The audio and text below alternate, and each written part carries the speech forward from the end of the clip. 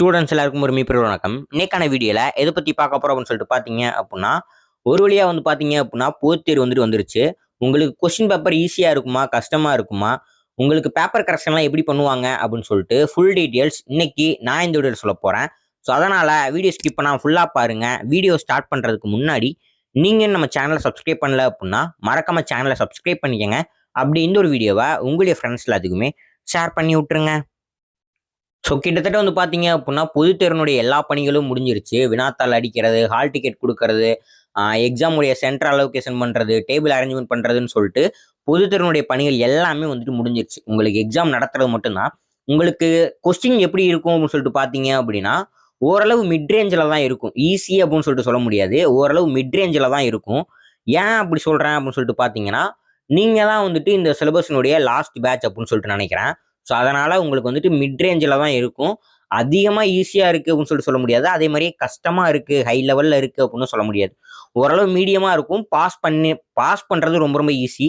But நீங்க 90க்கு மேல அதிகமா மார்க் வாங்கணும் அப்படின்னு சொல்லி நினைக்கிறீங்க அப்படின்னா, அதுக்கு இன்னும் கொஞ்சம் எஃபோர்ட் போட்டீங்க அப்படின்னா, நீங்க ஈஸியா மார்க் எடுத்துற முடியும். சரிங்களா? அண்ட் பேப்பர் கரெக்ஷன் எப்படி பண்ணுவாங்க அப்படின்னு சொல்லிட்டு கேட்டீங்க அப்படின்னா, நம்ம அடிக்கடி எல்லா வீடியோலயும் சொல்றது தான். சரிங்களா? ஸோ உங்க பேப்பர்ல என்ன கன்டென்ட் இருக்கோ அதுக்கு மட்டும்தான் மார்க் போடுவாங்க. யாராவது எந்த யூடியூபராவது எழுதுனா போதும் மார்க்கு, பேஜ் ஃபில் பண்ணா போதும் மார்க்கு அப்படின்னு சொல்லிட்டு சொல்றாங்க அப்படின்னா, தயவு செஞ்சு நம்பிராதீங்க.